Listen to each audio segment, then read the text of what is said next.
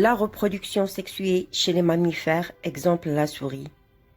En plus de la fécondation externe et du développement direct, la reproduction sexuée chez les mammifères se caractérise par un autre aspect important, la viviparité.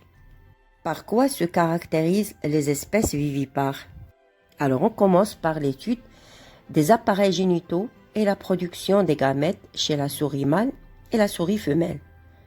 Alors comme vous voyez ici, on a l'appareil génital mâle d'un souris mâle. D'abord, on a les reins, l'urètre et la vessie qui n'appartiennent pas à l'appareil génital, mais plutôt à l'appareil urinaire.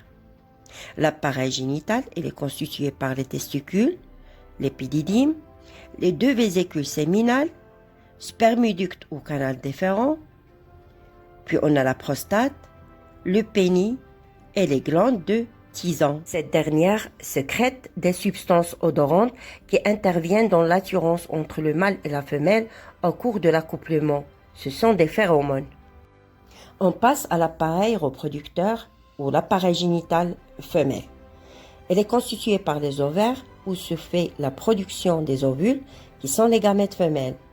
Deux oviductes qui sont le lieu de rencontre des gamètes et de fécondation, l'utérus qui abrite les embryons et les fœtus au cours de la gestation, le vagin qui reçoit le pénis et le sperme au cours de l'accouplement et qui aide à la sortie du fœtus au cours de la mise bas.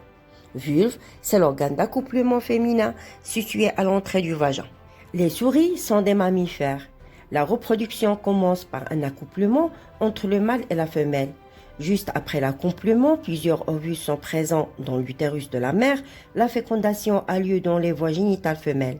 L'embryon se développe fixé à la paroi de l'utérus maternel. Il prélève les éléments nutritifs dont il a besoin à travers le placenta, qui est la zone d'échange entre la mère et son futur petit. De 18 à 21 jours après l'accouplement, la femelle donne naissance à 8 petits. La souris est un animal vivipare.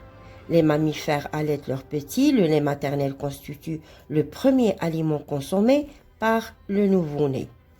Ce qu'il faut apprendre, c'est tout d'abord vivipare. On parle de viviparité lorsque l'embryon se développe à l'intérieur de l'organisme maternel au sein de l'utérus. Placenta, c'est un organe qui assure la liaison et les échanges entre la mère et son fœtus.